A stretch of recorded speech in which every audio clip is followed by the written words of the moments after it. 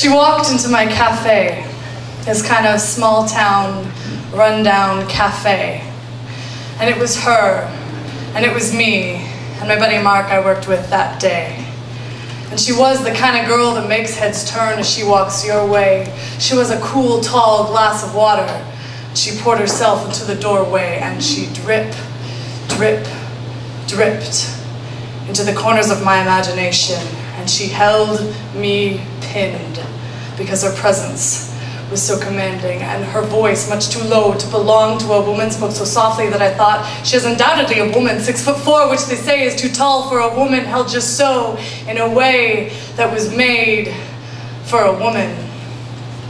She asked me for a coffee, flashing teeth like porcelain, such sweet naivety, such douceur, she could have asked for anything. She had a cool, mischievous way about her, and it made me think at once of Mona Lisa, right before me, with smiling eyes for everyone.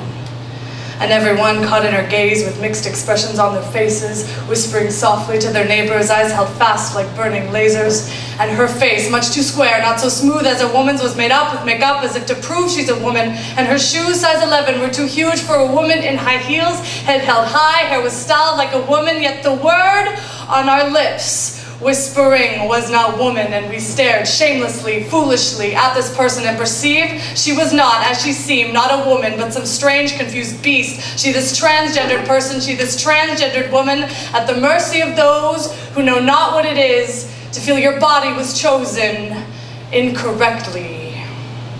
As if your mind is out of rhythm with the bill that you were given, and your chromosomes denying you the way you want to live, as if what's in between your legs dictates the gender in your head, as if what's masculine and feminine are polar opposites, as if it's not just social rules which characterize what is a man, as if you weren't tortured at school for being much too feminine, as if you were trying to be radical, as if you were trying to offend us by being neither male nor female, you are designing to torment us. But the truth is much more simple.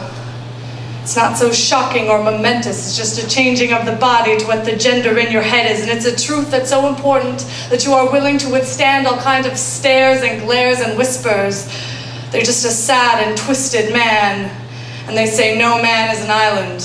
But from as far as I can see, this is a fight you fight alone without reward or sympathy. It's just a struggle to feel human, a grasp at authenticity. It's just the comfort in your skin that this is who you're meant to be. It isn't trying to be radical, it's trying to fit the binary and to fulfill the very picture that is femininity, and to convince society that it doesn't bother or upset you or make you nervous when approaching certain male or female restrooms, or when approaching certain cafes, and acting cool and unaware inside my small town run-down cafe, where people think it's cool to stare. And gracefully she took her coffee, left my cafe whispering, and Mark, he turned to me and whispered, I don't know how to treat people like him.